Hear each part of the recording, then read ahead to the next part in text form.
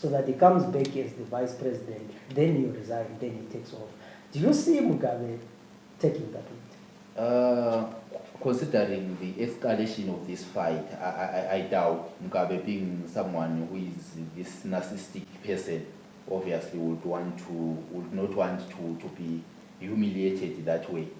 I think there are very, very little chances of him agreeing to that. There are very little chances of him agreeing to that. So basically, I know we are in Zimbabwe, anything is possible, but I don't see us having a Mnangagwa in government without amending the constitution. Yeah, it is complicated. This thing is getting complicated, that maybe we could be having some. Actually, I think the best arrangement is to have sort of a neutral third party.